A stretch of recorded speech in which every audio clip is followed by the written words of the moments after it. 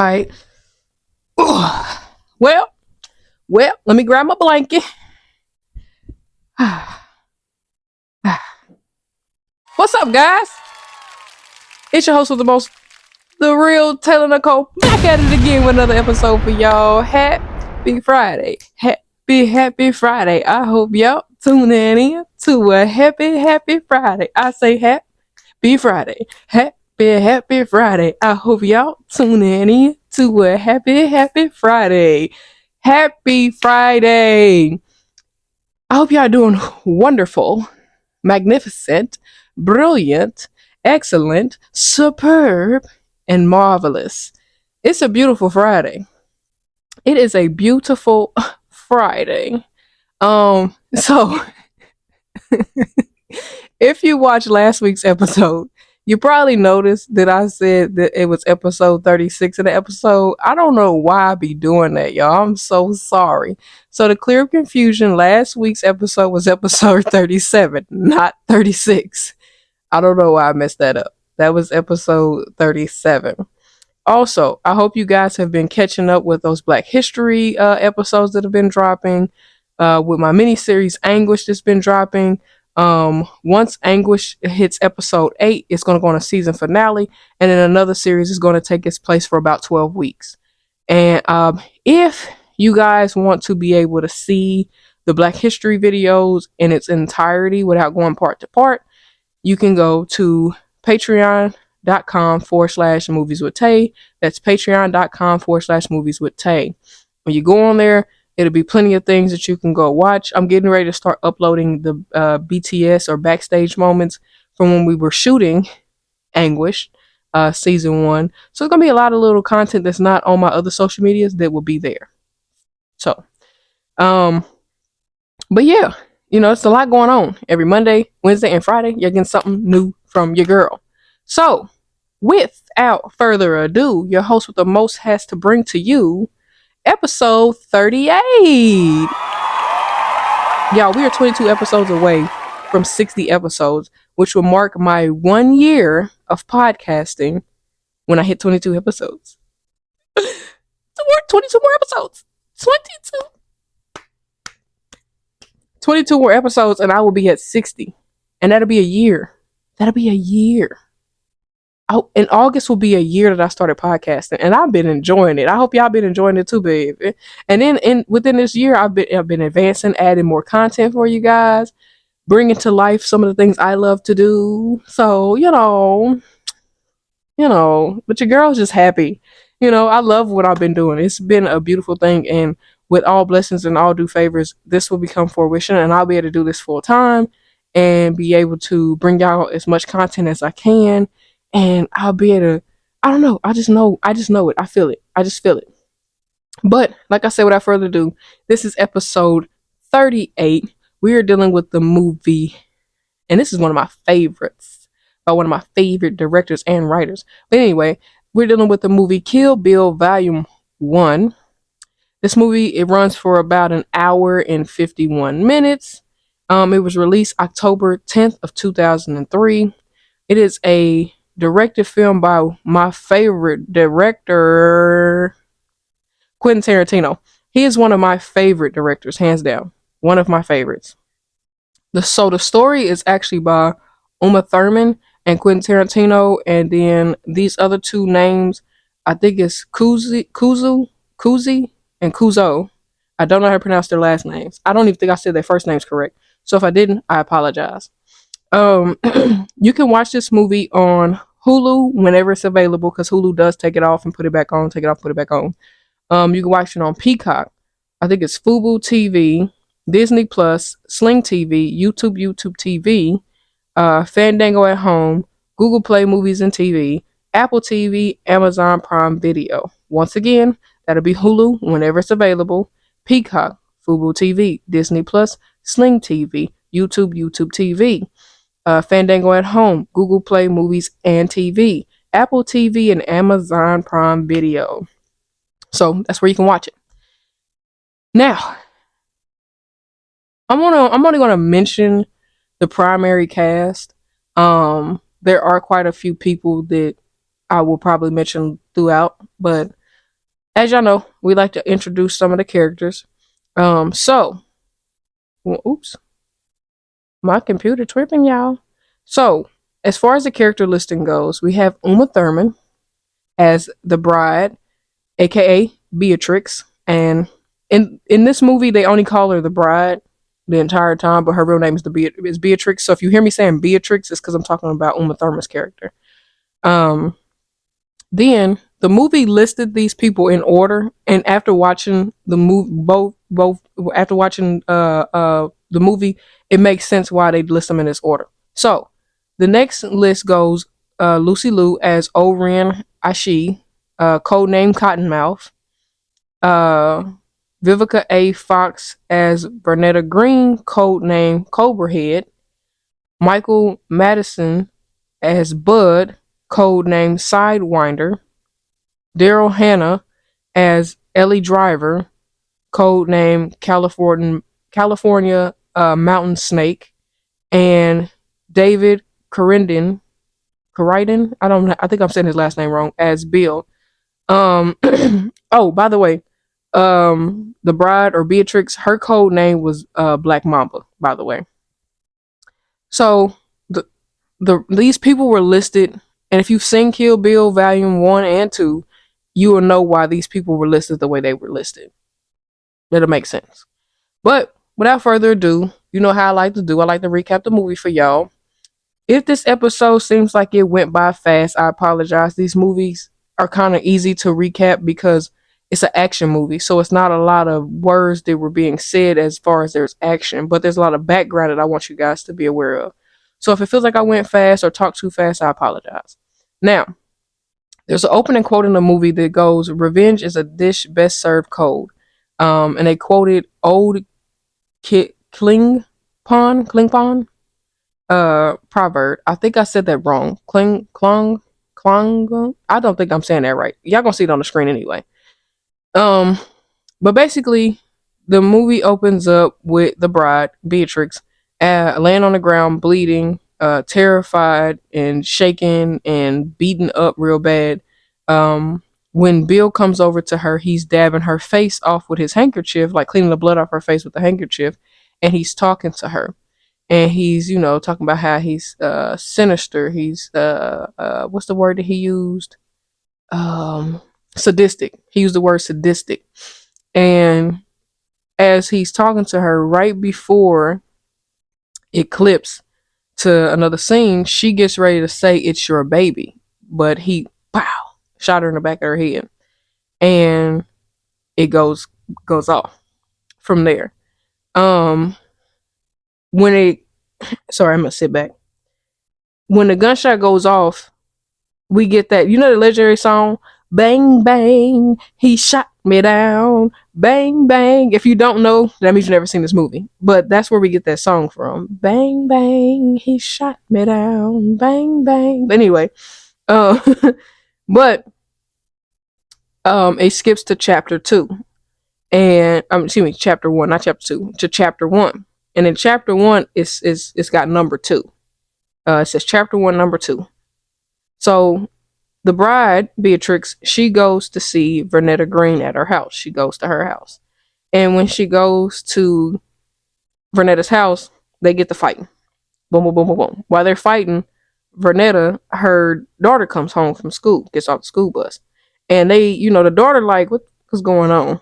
Because, like, the house is tore up. Y'all both bleeding. You got your hands behind your back. What y'all got going on? But she tells her, don't worry about it. Go to her room. Leave it be.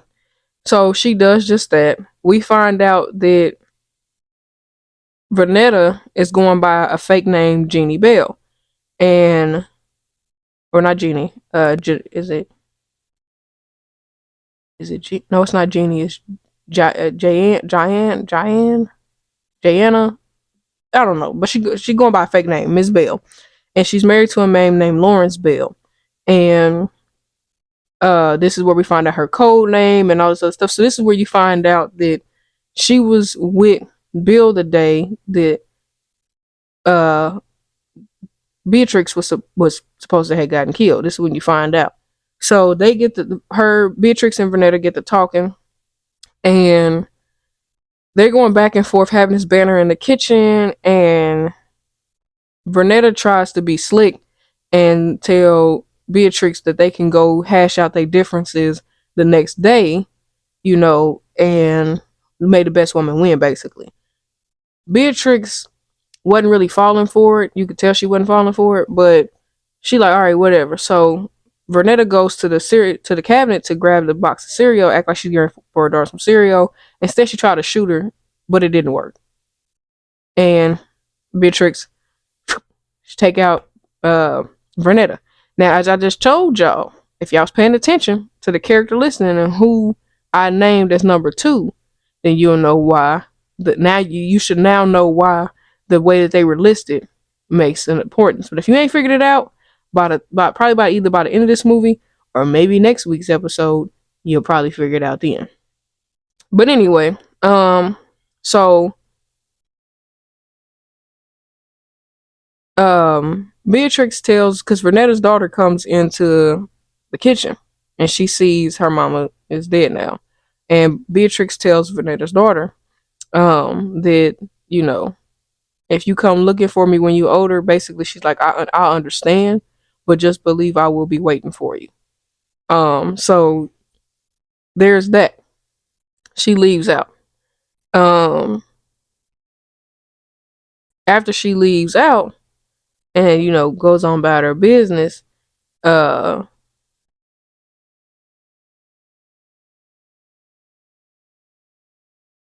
on her when she leaves out, she crosses out Vernetta's name off a list. So she's got a list that goes 1 through 5. And O-Ren was number 1, but her name was already crossed out. Vernetta was number 2. She just crossed her name out. So now you're like, well, what happened to O-Ren? So clearly you killed Vernetta. So you crossed her name out, which means you must have killed O-Ren too. So this is when, and I think this is chapter 2. This part I didn't write it down, but I think this part that I'm going to tell you guys about is chapter 2. So we end up getting a flashback.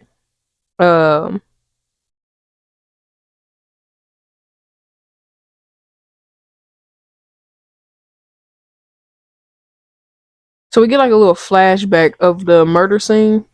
Um, and we go, but it takes us back to the murder scene, and we find out that 9 people um were killed at the crime. Were supposed to be had got killed at the crime scene where she was supposed to get married at, right? And we find out she was going by a fake name, Arlene Machiavelli. The cops knew that wasn't her real name. They knew that it was some bullshit, but they didn't know who she was, so they had just, that's where the name the bride came from, because that's what they kept calling her, was the bride. Well, they found out she wasn't dead because the sheriff, the big dog, when he went over to lean over her body to look at her, she ended up coughing and it spit blood out on him. So they take her to the hospital, and when she's at the hospital, she's in an induced coma, so she's in a coma. And this is where Ellie comes to the hospital to try to finish her off by injecting her with some poison to kill her, basically. Well, while she's there, she's doing this whistle. If you, and I'm sorry if this is gonna be loud because you're probably gonna hear it, but when she's coming into the hospital, she's doing, hold on.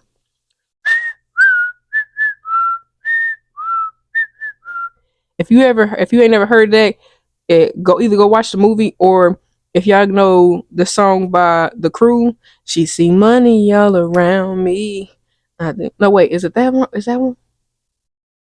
I think it is that song. No, it's not that song. It's Rob Stone, 2 damn phones. Babylons can't crack the code. Used to sip out styrofoam, but figure I just stick to dros. Backwoods overload, don't like the smoke from swishers. So if you know that song, that's that's where they got that from. Kill Bill. If you know that song, I can't think of the name of it right now. I think it's Golden. I think it is called Crew. I just can't think of. I can't think of the name of the song. But that's gonna bother me. Hold on, y'all. I know it's Rob Stone, but I can't remember the name of the song. Hold on. Hold on.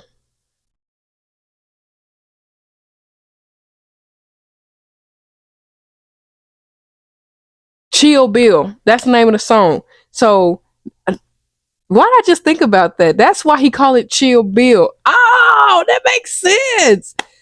Oh, so he was paying homage to Kill Bill when he made the. Oh, okay. Never mind. If you don't know who Rob Stone Chill Bill is, um, you probably seen the little picture of what I'm talking about right here because it took me a minute to realize what. But yeah, if you know that whistle, that's where he got that from. But anyway, so she was whistling that and whatever. When she went in there to try to go kill Beatrix, Bill called her and told her that that would be low of them to kill her in that form. She's defenseless, which she was pretty much defenseless the day they came in there and whooped her ass too. So here's the thing: O-Ren, Vernetta, Bud, and Ellie are all responsible, and Bill are all responsible for what happened to Beatrix. Okay, I'm gonna just tell you up front, they're all responsible for it, and they're so Beatrix, O-Ren, Vernetta, Bud, Ellie were all part of the Deadly Viper Assassination Squad. So they or Assassin Squad. That's the name. That they were Deadly Vipers. So that's why they all have snake names because their squad was called Deadly Vipers. And Bill was like the big dog on campus. But anyway, so Bill tells her leave her alone. If she comes to, we'll deal with her then. But while she's defenseless, you leave her be. So now we move past that. Um, now we're in like now we're at the beginning of the beginning of the 4 years because she was in a coma for 4 years. So now we're in the beginning of the coma stage. So when that beginning where we got to see her fight Vernetta, that was after she woke up from her coma. But now we're going back in time and seeing how she even got to where she was. So like I said, we're going up for 4 years. She wakes up from her coma. She feels the bullet on the side of her head. She's feeling her stomach and realizes she doesn't have her baby because she was pregnant when they tried to kill her. She was pregnant, and she realizes the baby's gone. She realizes the bullet in her head, and she just screams. Now, she hears Oh, you know what stood out to me too is that when she looked at her hands, she realized it had been 4 years. I don't know how she knew by looking at her hands that it had been 4 years. I never figured that out, but that's how she knew it had been 4 years because she looked at her hands. Um, but anyway, so she pretends to go back to sleep because she hears people coming. When she pretends to go back to sleep, two men come in there. One of them is a male nurse. His name I think was Buck, and um Buck is telling this other dude that's in there like basically all the rules and regulations. If you ain't watched the movie, I don't want to say what Buck was doing to Beatrix, but if you're an adult, you know what Buck was doing to Beatrix and why he was bringing men into her room. And he's telling dude like, don't spit her, don't hit her, don't do this, don't do that. He's telling him all this stuff not to do to her, and I'm like, that's just sick, bro. But anyway, so he leaves him in there by himself.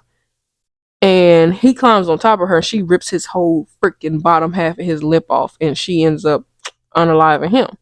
Well, Buck comes back and Buck realizes, oh boy is dead. Beatrix is gone. So now he panicking. She just this boy's ankles up, dropped him down to the ground where she is, dragged his body to the door or not dragged his body to the door, but he fell by the door and she puts his head in the doorway and she's smacking his boy head into the door. Where's Bill? Wow. Wow. He like, I don't know who the hell Bill is, but stop hitting me. Shit. So she looks at his hands and realizes his tattoos. Buck, I think it was Buck, and then the other one said fuck or something like that. And she's like, she's having a flashback to remembering, because you know, even though you're in a coma, sometimes you can remember things that you might have heard. So she remembers him being in her room and saying his little slogan. He's telling her who he is and whatever the case may be. And then he says, my name is Buck and I'm here to fuck. And she repeated it back to him and he realized, oh shit, she heard me. And she hit him one more time. Wow! Cracked his cranium. He's gone. She takes his truck keys. His truck is called the Pussy Wagon. And she take his truck keys and then she gets in the back of the truck and she's trying to make her big toe wiggle. And that's what she's like, wiggle your big toe. She's trying to get her legs back unparalyzed. But what threw me off is how nobody caught none of the stuff she was doing. Like, nobody caught it at all. I was like, how the hell y'all didn't catch this shit? But anyway, so like I said, she got to the back of the truck. While she's in the back of the truck trying to get her big toe to wiggle, um, she basically lets us know we're starting to go back into present day time, and she's letting us know, like, O-Ren was easy to find, and this when we find out her code name was Cottonmouth. Like, I already gave y'all that earlier though. But then they give us a backstory on O-Ren, and O-Ren's backstory was kind of long, so I don't really want to recap her whole backstory, but basically the whole thing. But basically, O-Ren's parents got killed in front of her, which is what made her turn into an assassin, because she went after the man who killed her parents. That's how she became an assassin, basically. That's the short version of it. If you go watch the movie, you can actually see the full scoop and span of her story. So um now we go into chapter. So that whole part I just told y'all was chapter 1 through chapter 3. I just don't remember what part was what. So now we move into chapter 4. The man from Okinawa. It's in Japan. Okinawa, Japan. So Beatrix goes to Okinawa for assistance from Hattori Hanzo. He's the Japanese man for Japanese steel for killing guy. He makes swords basically. And when she went to go see him, she was at a little Japanese bar, if you will, and she, was telling him she was looking for a man. She mentioned a name. She didn't know that the man she was talking to was the man she was looking for, and she basically tells him she needs a sword made for killing. He had swore off of making swords and things of that nature. So everything he had upstairs that he took her to go see was, his prized possessions, things that weren't for sale, things he wasn't going to do. So he at first was against making her sword up until she told him that the person I'm after is your most valuable student. And he wrote Bill's name on the window. And he agreed. He said, I'll make it for you. He's like, I'll make it for you. That's, in other words, he like, if you want to go kill this motherfucker, I'll make you a sword. So he agrees to make it a sword. He told her to take her 30 days. So the 30 days that he's making a sword, he wants her to get acclimated with reusing the sword and relearning everything. So he recreates her Black Mamba sword. So here's a little backstory. Bill got all of them Hanzo swords before. O-Ren, Vernetta, Beatrix, Bud, Ellie, all of them, he got all 5 of them Hanzo swords before. So hers was the Black Mamba, and they all had their little symbols on them. And Bill, when Beatrix left, Bill had her original Black Mamba sword. So Hanzo made her another Black Mamba sword. So now she has it. He presents it to her. Now we get into chapter 5, and chapter 5 is called The Showdown at the House of Blues. And this is, y'all, where the shit get great in this movie. So basically, we get a recap of not a year. I don't say that a recap. So what we're now seeing has been basically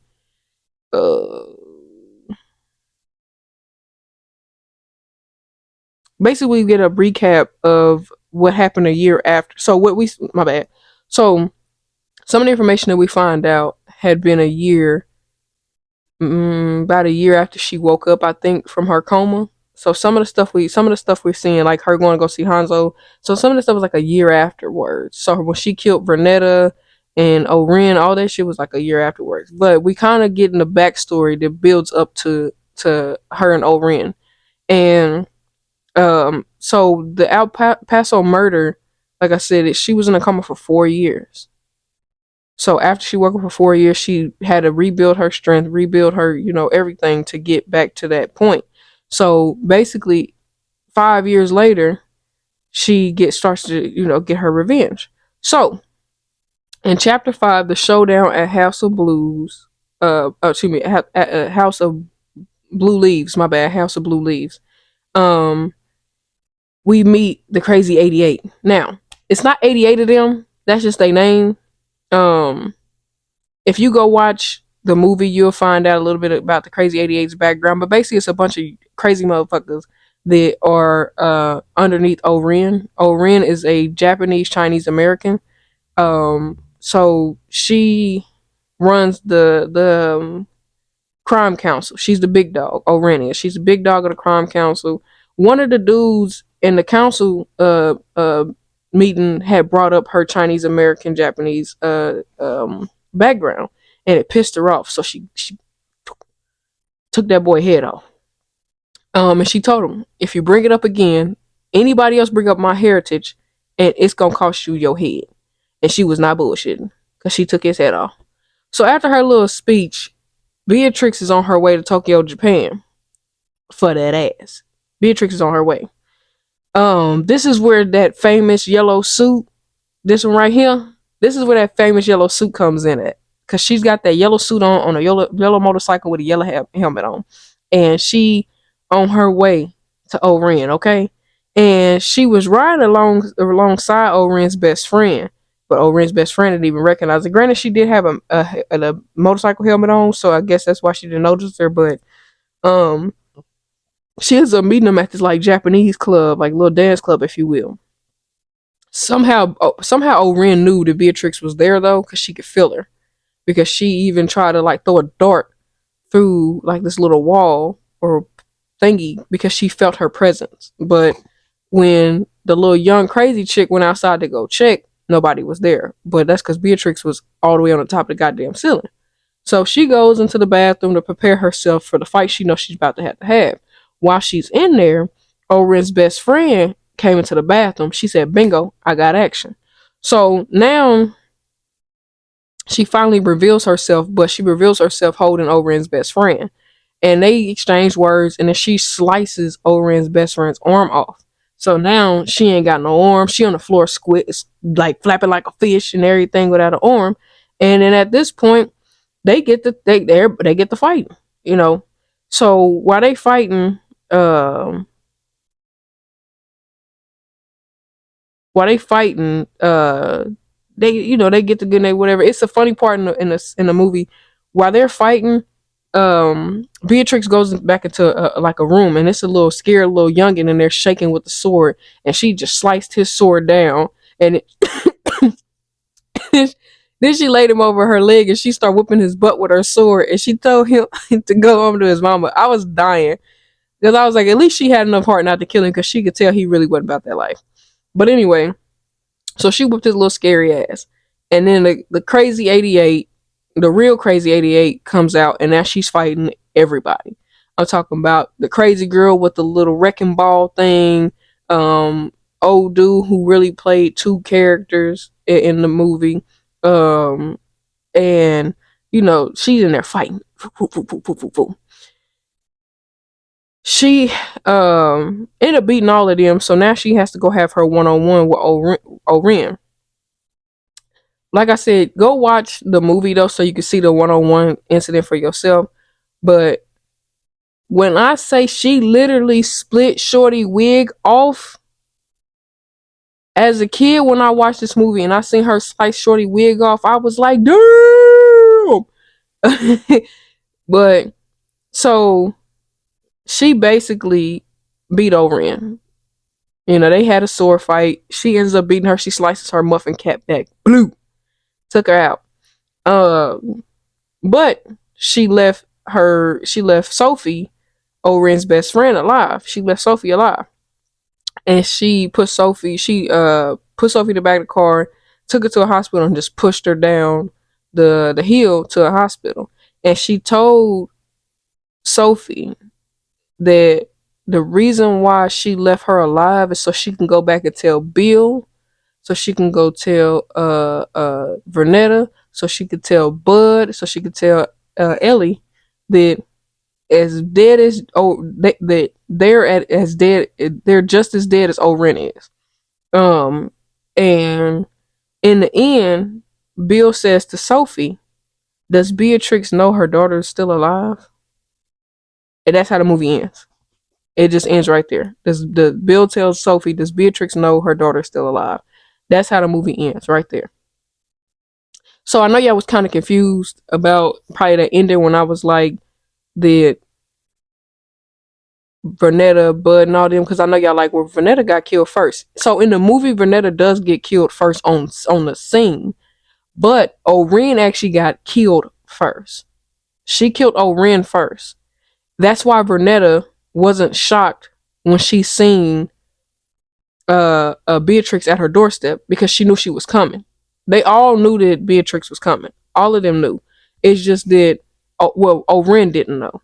O-Ren actually is the only one who got caught off guard because she didn't know Beatrix was coming.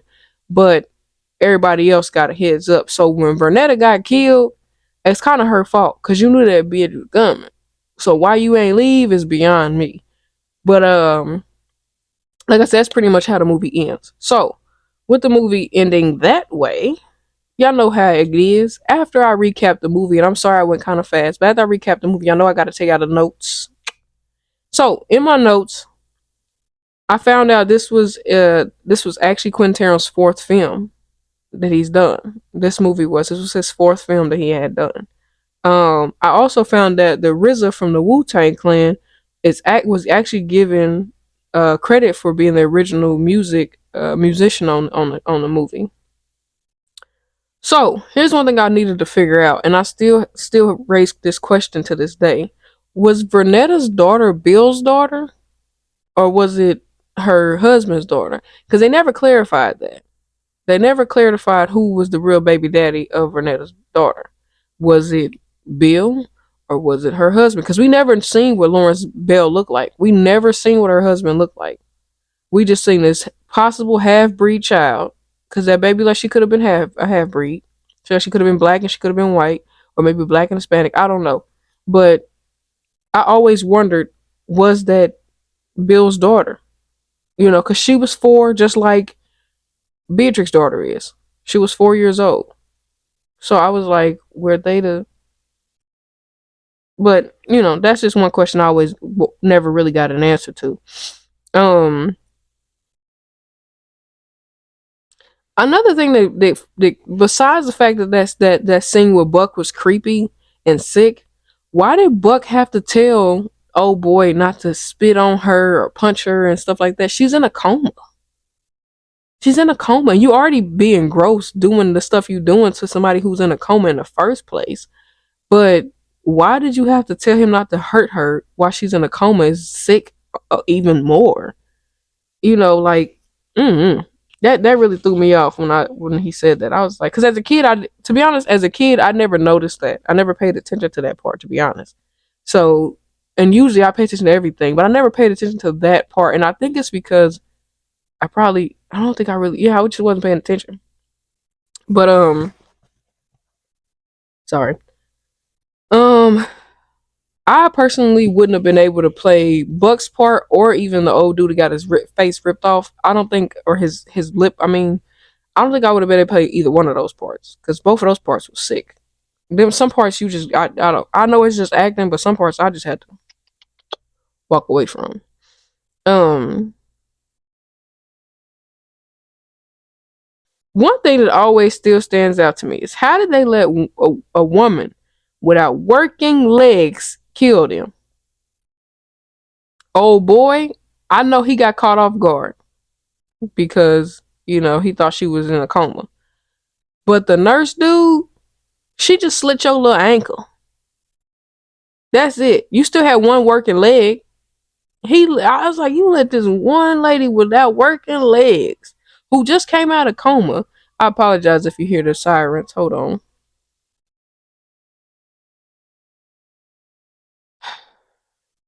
The perks of being raised in the hood. But yeah, hey, I let a lady without working legs kill y'all. I digress. Let me leave it alone. Let me leave it alone. Um. Also, wait a minute. So how come them nurses didn't notice that them two men got killed? Like nobody noticed that. Like how often are y'all checking on them coma patients that nobody thought to go back there and check and see if she was okay? Like this dude was able to get away with letting her be raped, and nobody, like, I mean, nobody was catching on to the stuff he was doing, And then on top of that, nobody heard her slamming his head in the door. Nobody seen her slamming his head in the door. Like, like, I know it's a movie, but I'm like, somebody had to see that. They just didn't care. That's what I'm thinking. I'm thinking somebody seen they just didn't care. Um,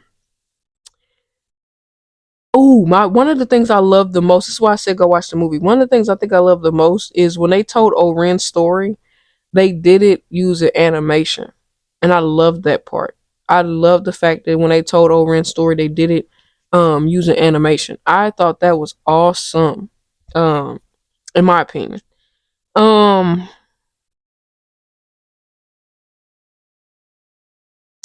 I thought it was interesting that, and maybe because I just don't see it here where I'm from, but Beatrix was just walking around with a big old sword on her back, and nobody questioned it. Nobody was scared. Everybody was minding their business. I guess that's the firm definition of mind the business that pays you. Because nobody was looking like, what the hell? Like, everybody was just going on about their business. She walking around with a sword on her back, but they ain't looking. They ain't got nothing to do with them. Um, let's talk about that dancing scene in the club, the Japanese club. What kind of fucking dancing was they doing? And I really was gonna post the video, but I want y'all to go watch Kill Bill Volume 1 because what the was they doing?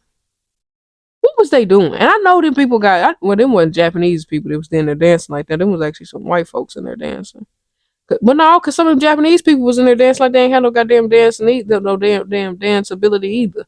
I can't dance that good either, but I could do better than what the fuck they was doing. They was in there looking a hot ass mess. God damn it. You know what? One thing that before I conclude my notes, one thing that I wanted to touch base on too is how is it that in a movie, and it's always in a kung fu movie, how is it that several people can't whoop one person's ass? Several people can't whoop one person's ass. But when that one person has to have a one-on-one with somebody, they struggle whooping that other person's ass. I just never understood it. It never made sense to me how one person can whoop a bunch of other people's asses, but then struggle to whoop one on one. You struggle to fight a bitch one on one. Never understood it. Never understood it. It's like, what the fuck are y'all doing? But I digress because I truly, truly do love Kill Bill Volume 1. For sure. It's a good movie. It's a good movie. So you know what it is. You know what I'm saying? Here in concluding that film, we get real and we get opinionated. Now, to be completely honest, and I'm not being biased just because I like Quentin Tarantino, has nothing to do with this. This movie really is a good movie. If you have not seen Kill Bill Volume 1, you're missing out. Because this is actually a good movie. And the reason why it's a good movie to me is because it was the first of its kind told the way it was told. You got a mixture of animation and realism. You got all these little things mixed up in one, and then like the movie was almost very realistic. It was almost really really realistic. Like, and then too, I think I like the fact that when they was fighting, all that hiya hiya hiya was not implemented in this movie. I mean, a little bit was here and there, like the yelling and shit was here and there, but like they weren't doing all that hiya. They was making real sounds. If somebody fucking kicked you, you probably gonna go ooh ah. Not hiya, hiya, hiya. Like they wasn't doing all that in this movie. Like they was making real sounds and motherfuckers was kicking and cutting their asses. So, and like I said, it's not me being biased just because I like Quentin Tarantino, because I'm pretty sure it's other movies Quentin Tarantino then directed that I probably either haven't ever seen or don't even like. Um, but this to me, this was for the year. This was 22 years ago. So for me, I was like, I think 8 at the time. So for an 8-year-old, this was a really good movie, even as an adult, because on Rate That Film, I gotta give it a 10 out of 10. It was a good movie to me. Argue with your mama. I liked it. Like I said, this movie's over 20 years old, and I could still rewatch this movie. I can go rewatch it again and not get tired of it. I literally, and this is just so I can give y'all a little heads up. I literally watched this one and part 2 the same day. I watched them movies back to back. And that's like 4.5 hours worth of movie watching. And I didn't care. I watched it back to back because it's like I like them. They're good movies. You know what I'm saying? So it's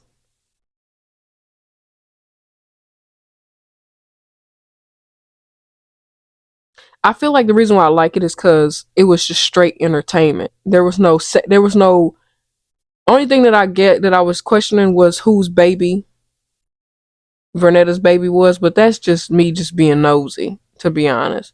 But when you watch the movie, it's straight to the point. It's straight entertainment. There's no loose ends. There's no. It tells you what's what. If you're paying attention, it tells you what's what, and you understand it. Now, what only thing in volume one is that you don't understand that they don't tell you why they try to kill Beatrix. They don't tell you why in volume one, right? So you are left with that question like, well, why did they try to kill her? What was going on? You know what I'm saying? So with that being said, come watch me next week because this is to be continued. It's to be continued. If you know what that means, then you know what that means. Ah, this part one. This is volume one, right? So thank y'all for tuning in. Thank y'all for watching. Come back next week for Movies with Tay, where we gonna talk about movies. And like I said, this is to be continued. This is volume one. Stay tuned for volume two, baby. Argue with your mama. Make sure y'all like, comment, share, subscribe. Peace out.